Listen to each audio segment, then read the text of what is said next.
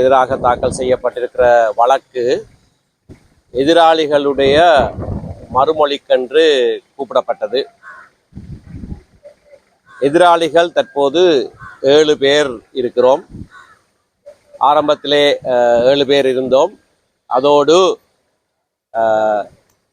இரத்தின வடிவேல் என்கின்ற இன்னொருவரும் இப்பொழுது எதிராளியாக சேர்க்கப்பட்டு மன்றினால் அனுமதி கொடுக்கப்பட்டு 8ஆம் எதிராளியாக இணைக்கப்பட்டு வழக்கினுடைய தலையங்கமும் மாற்றப்பட்டு இருக்கிறது. இந்த 8 எதிராளிகளுடைய மறுமொழிகளும் இன்றைக்கு அணைக்கப்பட்டால் அதற்கு பிறகு வழக்குக்கு விளக்கத்துக்கு முன்னர் நியமிக்கப்படுகிற கலந்துரையாடலிலே இந்த வழக்கை எப்படியாக தீர்த்து கொள்ளலாம் என்பதை குறித்து எங்களுடைய கட்சி பல தடவைகளிலே கலந்துரையாடி இருக்கிறது. கடந்த 2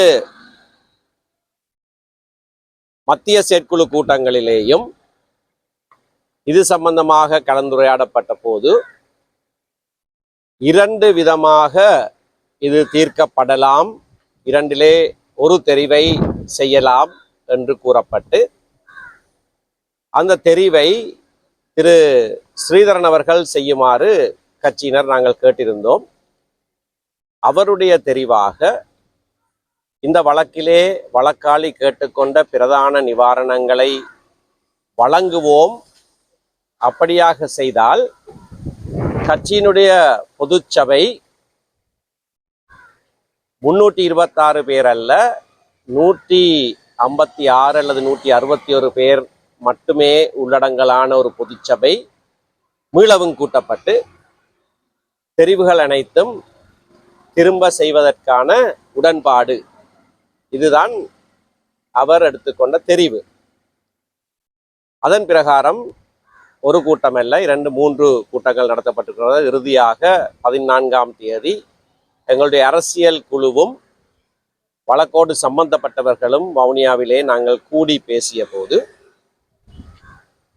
இன்றைய தினம் ஒரே மாதிரியான மறுமொழி அணைப்பதாக இருந்தால் அது எப்படியானதாக இருக்க வேண்டும் என்பதை குறித்து சட்டத்தரணிகளோடு கலந்துரையாடல் செய்யப்பட்டு ஒரு மாதிரி மறுமொழி என்னால் அனைவருக்கும் கொடுக்கப்பட்டிருக்கிறது என்பதை நான் அறிவித்தேன். அதற்கு மறுப்பு தெரிவித்த சில எதிராளிகள் தாங்கள் ஏற்கனவே எடுத்துக்கொண்ட நிலைப்பாட்டுக்கு மாறாக செயற்பட விரும்பவில்லை என்றும், நாங்கள் ஒவ்வொருவரும் எங்களுடைய நிலைப்பாட்டின் படியேயே மறுமொழிகளை இன்றைக்கு அணைத்து, ஆனால் விளக்கத்துக்கு முன்னான கலந்துரையாடலிலே அனைவரும் எப்படியாக அதனை தீர்த்து கொள்ளுவதென்று இணங்கியிருந்தோம். அதற்கான ஒரு இணக்க வரைவையும் நான் சென்ற ஞாயிற்றுக்கிழமை 14ஆம் தேதி சமர்ப்பித்திருந்தேன்.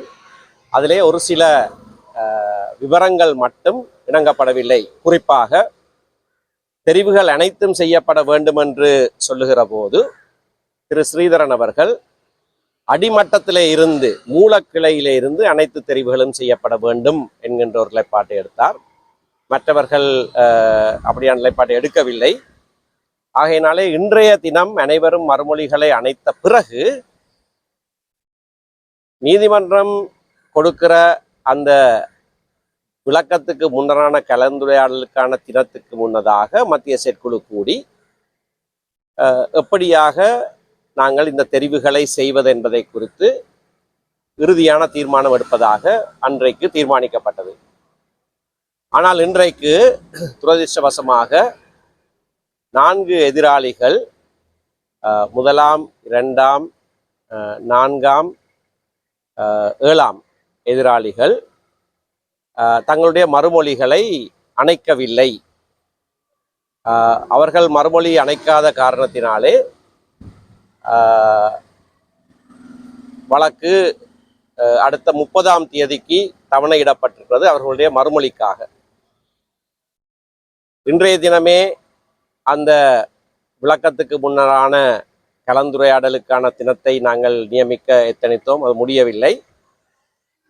ஆகையினாலே 30ஆம் தேதி அவர்களும் மறுமொழி அணைக்கிற வேளையிலே அனைத்து சட்டத்தரணிகளுக்கும் மன்றுக்கும் தோதான ஒரு தினத்தை நியமிப்பதாக இன்றைக்கு இணங்கப்பட்டிருக்கிறது.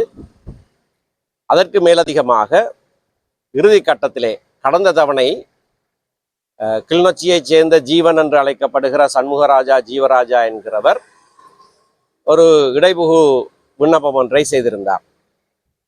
அது காலம் தாமதித்து செய்யப்பட்ட ஒரு விண்ணப்பம். அது மட்டுமல்லாமல் அதிலே தவறான விவரங்கள் கொடுக்கப்பட்டிருக்கிறது என்று கடந்த தினமே நான் மன்றுக்கு சொல்லியிருந்தேன். ஆகையால் தாமத குற்றத்துக்கு உள்ளானதுக்காகவும் தவறான விவரங்கள் கொடுக்கப்பட்டிருக்கிற காரணத்தினாலும் அவருடைய விண்ணப்பத்துக்கு நான் எதிர்ப்பு தெரிவித்து என்னுடைய ஆட்சேபனை கூட்டை இன்றைக்கு அணைத்திருக்கிறேன்.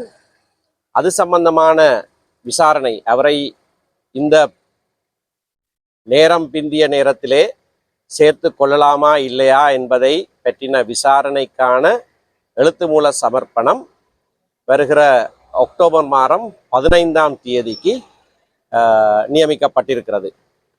ஆகவே வருகிற 30ஆம் தேதி இன்றைக்கு மறுமொழி அணைக்க தவறிய எதிராளிகள் மறுமொழிகளை அமைக்கிற போது வழக்கு ஒரு பூர்வாங்க விசாரணை, அதாவது விளக்கத்துக்கு முன்னரான ஒரு கலந்துரையாடலுக்கு நியமிக்கப்படும்.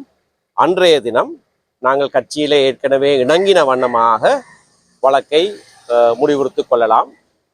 இன்றைய தினம் நாங்கள் மறுமொழி அணைத்திருக்கிறோம் 4 பேர். நாங்கள் திரும்ப திரும்ப சொல்லுவது, எங்களுடைய கட்சிக்கு எதிராக போடப்பட்ட வழக்கு என்பதில் நாங்கள் வழக்காளி போட்ட அவர் கேட்கிற நிவாரணங்களை வழங்கி மூலக்கிளைகள் அதனை முதலில் தெரிவு செய்து அதன் பிற்பாடு தொகுதி கிளைகள் தெரிவு செய்து மாவட்ட கிளைகளை தெரிவு செய்த பிற்பாடு நேரடியாக அதில் தெரிவு செய்யப்பட்ட தொகுதி கிளையினுடைய 5 பேர் வீதமாக 24 தொகுதிகளுக்குரிய 120 பேர் பொதுச்சபைக்கு வருவார்கள். அந்த 120 பேரோடு 41 மத்திய குழு உறுப்பினரும் சேர்ந்து 161 பேராக பொதுச்சபை கூடி எல்லா தெரிவுகளையும், தலைவர் உட்பட அனைத்து தெரிவுகளையும் புதிதாக தெரிவு செய்தல் என்பதில் நாங்கள் உறுதியாக இருக்கிறோம். அதற்கான முழு முயற்சிகளையும் நாங்கள் முன்னெடுக்கிறோம்.